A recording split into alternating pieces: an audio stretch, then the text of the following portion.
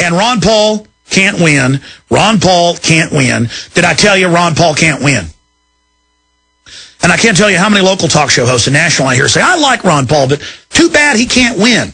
That is a mind game that they developed to treat you like you're a 3-year-old. It's like an ice cream truck goes by, and your child hears the ice cream truck music, and you tell the 3-year-old, they're out of ice cream, honey, they're going home. And the 3-year-old goes, oh, there's no ice cream. It's like a lie you tell a baby so they don't throw a fit. Oh, you hear the ice cream truck, but he's out of ice cream, honey, maybe sometime down the road. It is that they treat you like brain-damaged children. Are you brain-damaged children? Or does it anger you to have these people sit up there and play their psychological warfare games on you? You know, the minute you're aware of their playbook, all their games don't work anymore. The minute you're aware of their scams, it's game over.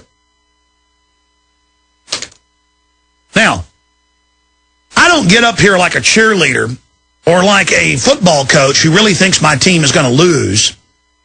But I tell you, you can win because I just don't want you to be embarrassed too bad. If I didn't know, not think, know historically from deep research and in my spirit, in my gut, and intellectually, that not only can we stop the globalists, we can defeat them and build an incredible civilization together.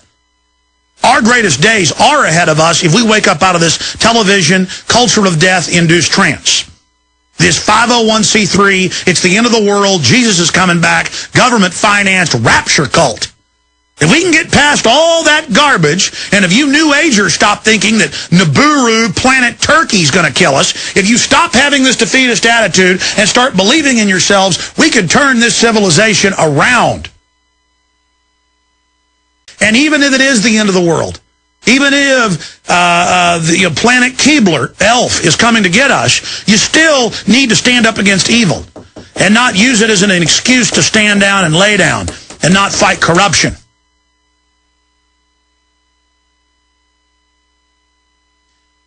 The globalists are not all powerful. They realize the individual has incredible power when you have knowledge, when you have truth, and when you have the will and the courage to execute an operation against the technocrats. I crawled up literally from nowhere. That's why it's an establishment mantra that I'm establishment, and I'm backed by people when it's a complete fraud. Because they don't want you to believe that you can affect change. They don't want you to believe that you have power. Now, when he was in Congress 16, 17 years ago, Ron Paul couldn't get one co-sponsor for his End the Fed legislation. Last year it passed the House. They used the corrupt Senate to kill it. They're so scared now that they're going to be able to pass it in the House and Senate as the economy implodes and as the people recognize who was behind this, that they've now fraudulently set up a super Congress for the interim so that Rand Paul can't introduce legislation to get rid of the Fed or audit it. And so Ron Paul can't, he can't introduce that now, technically,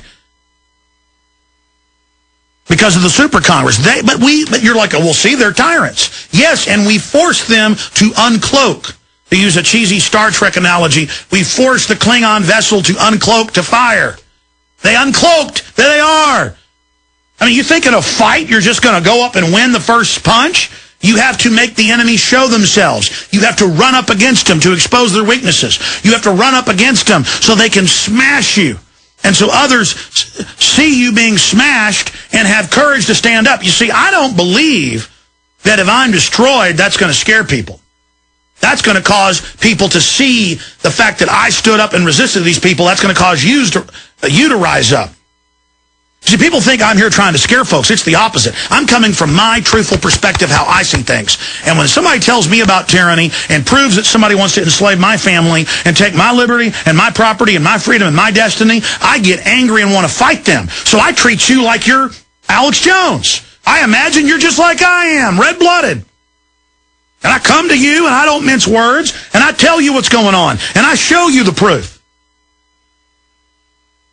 And I break it down for you in the belief and in the heartfelt conviction that when you finally wake up out of your trance and face what you're dealing with, that you'll decide on the only course that's available. Because these globalists aren't giving us quarter. They're not just trying to enslave us. The enslavement is a means to an end. They want to exterminate us in every one of their seminal documents, foundational, in every one of their canons, in every one of their tomes. And see, that's the one thing they have on us, is that good people tend to be blind to evil. I've been ranting for 54 minutes. I apologize.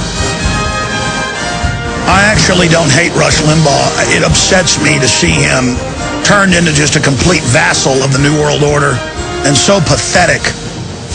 And to see him over the years promote mandatory drug sentencing for young people caught with heroin or cocaine that the military-industrial complex ships in publicly, and then to still call for mandatory sentencing even though he's been caught with synthetic heroin. And I don't think he should get in trouble for his drug addiction problems. It's an addiction, it's a problem. But even after that, spot checking and listening, he still promotes mandatory drug war garbage. I mean, that is one evil piece of garbage right there. I'm sorry, that is just a sold-out blob of pus.